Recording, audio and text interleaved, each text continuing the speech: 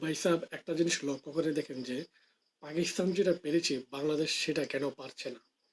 পাকিস্তান দেখেন দুইজন নতুন ডেবিউট করেছে বাংলাদেশের বিপক্ষে, আজান ওয়াইস এবং আব্দুল্লাহ ফজল।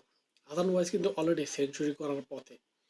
দুজন ডেবিউট্যান্ট বাংলাদেশের বিপক্ষে ডেবিউট করে দিছে, তারা দুর্দান্ত ব্যাটিং করতেছে। সেই জায়গায় বাংলাদেশ কেন একজন নতুন ডেবিউট করতে পারে নাই? অমিত হাসানকে কেন বাংলাদেশ পারে নাই ডেবিউট করে দিতে? পাকিস্তান কেন পেরেছে? পাকিস্তানের সে কনফিডেন্ট আছে, কিন্তু বাংলাদেশের সে কনফিডেন্ট নেই। বাংলাদেশ রিস্ক নিতে চায় না। কিন্তু দেখেন পাকিস্তান রিস্ক নিয়ে একজন নতুন সুপারস্টারকে উঠিয়ে নিয়ে এসেছে। এটা আমার কাছে দারুণ লাগছে পাকিস্তানের এই ব্যাপারটা।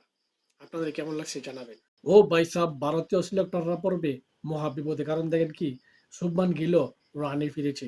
আজকেও তিনি একটি দারুণ ইনিংস খেলেছেন, 44 বলে 84 রানের। এবং সেই সাথে সাই সুদর্শনও একটি দুর্দান্ত 50 করেছেন।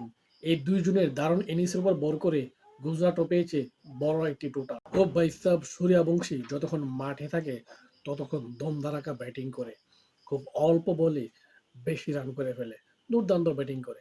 তবে আজকে যেটি আমার বলার ছিল সেটি হচ্ছে মোহাম্মদ সিরাজ তাকে আজকে আউট করে যেভাবে উদযাপন করেছেন সেটি খুবই ভালো লাগে না। কারণ কি, সূর্যবংশী এখনো ইয়াং রয়েছে, কিন্তু সে যেভাবে ব্যাটিং করে সেটি পূর্ণবয়স্ক থেকেও ভালো ব্যাটিং করে থাকে।